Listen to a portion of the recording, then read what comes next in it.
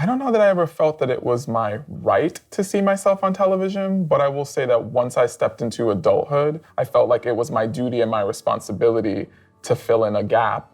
You know, I could very clearly identify who we weren't seeing in film and in television. And so I felt like it's my responsibility then to create content that will allow the communities who often have been marginalized and overlooked to finally be seen and centered. The stories we see about ourselves have the power to shape our future. In this series, we'll honor some of the most groundbreaking moments of queer Latine representation in TV and film. Moments that grounded us in history, made us feel seen, and humanized our existence in front of and behind the camera. Join us in uplifting the images, the artists, the stories, the visions of us. Before queer artists were celebrated for writing stories that reflected their experiences with love, community, liberation, and the 1980s AIDS crisis, queer representation in the medium of reality TV helped in shifting the conversation. In 1993, when Pedro Zamora, a gay HIV-positive Cuban American, charmed his way into millions of American homes, his life helped spark a national conversation that would have lasting effects to this very day. The mission of Pedro Zamora's all too brief life was to raise awareness about HIV and AIDS. Pedro changed the face of HIV and AIDS in America forever. I feel like I have a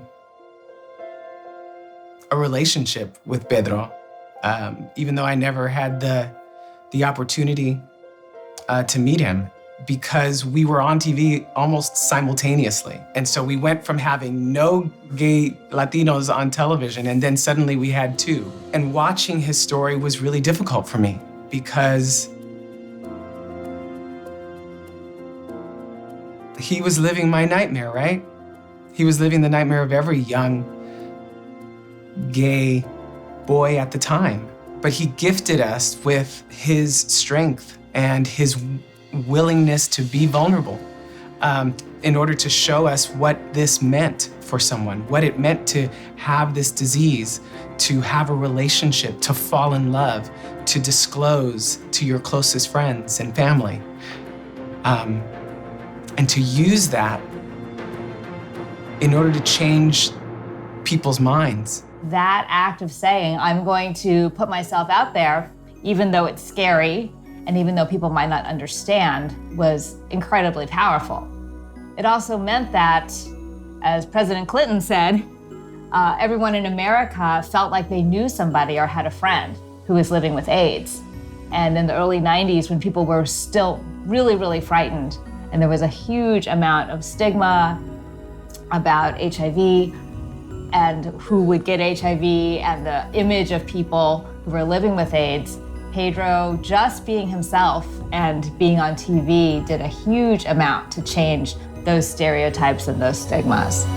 Just hearing Bill Clinton, the President of the United States, talk about Pedro after he passed was such a huge deal, because for so long politicians would not want to, mention it or talk about it unless they were forced to. But Pedro really humanized the experience behind folks with AIDS and folks living with HIV, because when you feel like you know someone, that's why characters and representation are so important, because you feel like you know someone, you feel like they're your best friend. And Pedro felt like my best friend. I think we owe Pedro a great deal of gratitude for how he changed the minds of my generation at the very least. Pedro also gave so many people that weren't on TV this ability to be humanized in a way that that people weren't before the real world, because there was all this stigma around, and there still is to this day. But Pedro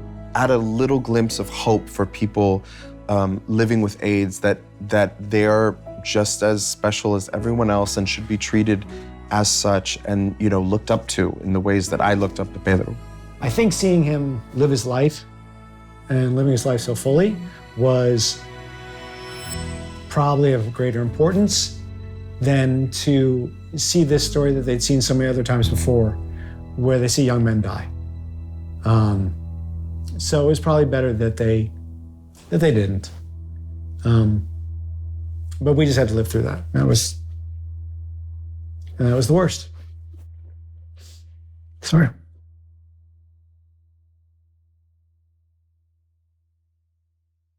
I think it's critically important for young LGBTQ plus individuals to know their history, because our history is not taught. We're not part of curriculums, in middle school and high school. We have to, as a community, go out and actually seek information about our community. And so it's so critically important for us to know whose shoulders we're standing on. You know, the progress that we're seeing today in 2021, that started well before, this moment. The first time I feel like I saw myself on television was when I saw myself on television, because it wasn't just a feeling. The fact of the matter is that I was the first openly gay Latino to play a series regular role on network television. So I spent most of my youth and young adulthood looking and wanting to feel seen and represented and understood. And I remember feeling a real lack, a real need for the culture and for this medium of television to represent me and people like me. And it felt like a void. And so when the opportunity came to fill that void, I did it for personal and for personal reasons, and for the people coming after me, and for my young brothers under me, and for my future nieces and nephews, so that they could feel seen, so that they could understand that they too were a part of the fabric of this society, and that they didn't deserve to be invisible anymore. This, Ricky Vasquez was absolutely a collaborative effort. On the part of Winnie Holzman, who was the creator of the series and producer and conceived the concept, she knew that she wanted a Ricky Vasquez-like character on her show. She knew that she wanted to tell the story of someone who felt like they didn't fit anywhere. This is a great example of why we need LGBTQ people playing LGBTQ characters, because I got to be a partner with her and tell her what rang true and what didn't. And she was humble enough to hear that. And she was adamant about making this right and making it a three-dimensional character, that she was hungry for that information. So the first step in that was coming out to my parents. And so, I came out to them separately, but within a couple of months of each other. And, my mom took it fine. My dad, he did not take it well. And he threw me out of the house. And it was a big blow up on Christmas Eve. And, it was the nightmare that I had expected, to be honest with you. And so when Ricky gets kicked out of his house on Christmas, it was a way for me to process that as well and forgive my father and understand and see and perhaps even feel some connection to what he went through. But the best part of the story is that my father watched that episode and was one of the millions of people who were changed by it. And it's because of that episode that my father got to see who I really was and got to understand what he did and got to arrive to a place where he knew he had to apologize. And he did. And so when I say that, Ricky Vasquez freed me to become all of who I am, that includes being a son to my father. I have never actually talked about this, but there's a big episode of My So-Called Life called Life of Brian, in which most of it takes place in and around a school dance. And Ricky has a big crush on this boy at school. He doesn't even know if he's gay. He just knows that he's attracted to him. He's fascinated with him. And it's the first time we really see Ricky with a crush. And there's a big dance scene at the end of the episode with me and Senta Moses, who plays Delia Fisher in the show. And I really needed him to have a grasp of his sexuality.